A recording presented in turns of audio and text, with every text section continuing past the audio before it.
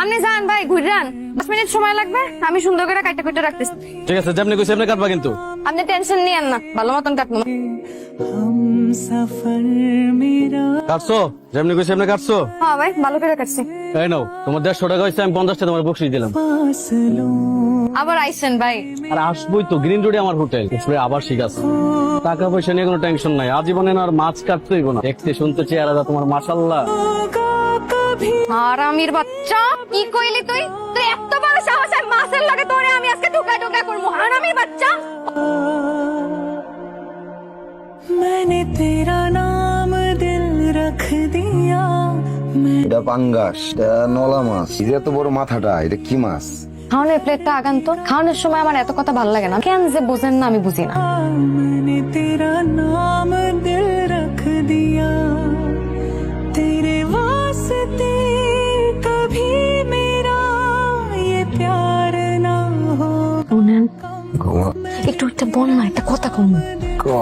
কমু কিনা বুঝতেছি না। গত 2 দিন ধরে দেখতেছি তোর আচার আচরণ কথাবার্তা কেমন বদলাই গেছে। কয়েকবার জিজ্ঞাসা করলাম, কিছু কইলি না। এখন কইবার চিতাছোস, কইয়া ফেলা। হয়েছে কি, আমি একদিন বাজারে মাছ কাটতে গেছিলাম না, মাছের পেটে একটা জিনিস পাইছি। আমার মনে হয় কি জানেন, স্বর্ণ। আমি না জানি না, বুঝছেন আসলে জিনিসটা কি।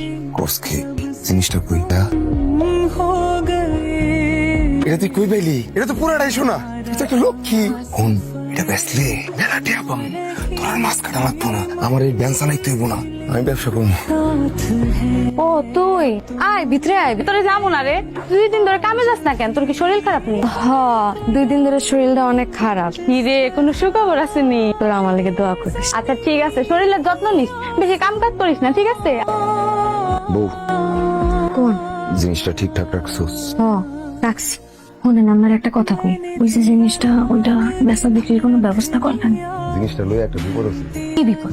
এটা যদি এনে ব্যস্ত যাই, আমার জিজ্ঞাসা করবো এটা কই পাইছি। তো সত্যি কইবেন, কইবেন যে মাছের পেটে পাইছি। মাইয়া মানুষের মাথায় যে একটু জ্ঞান বুদ্ধি কম, এটা তোরে দেখতে বোঝা যায়। আমি যদি এই কথা কেউ কই, কেউ বিশ্বাস করবো?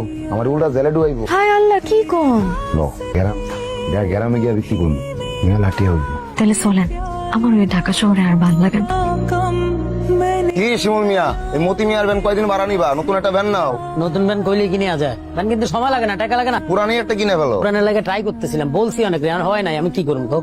তুমি কইলে তো আমারটাই বেচে দিই। তাহলে কত বেচবো কও? তুমি 8,000 দিও। 8টা ডইব না, অনেক কষ্টে 3,000 টাকা জমাইছি, যদি দিতে পারো তাহলে দাও। আচ্ছা টিয়া দাও।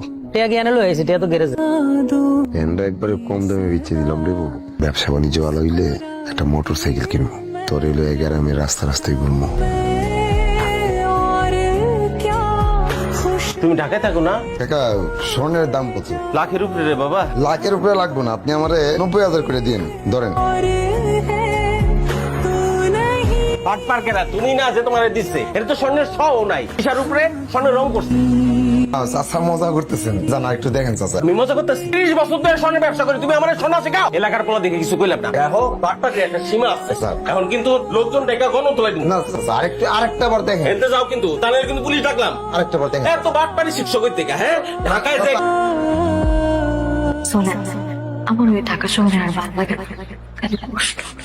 मैंने तेरा नाम दिल रख दिया।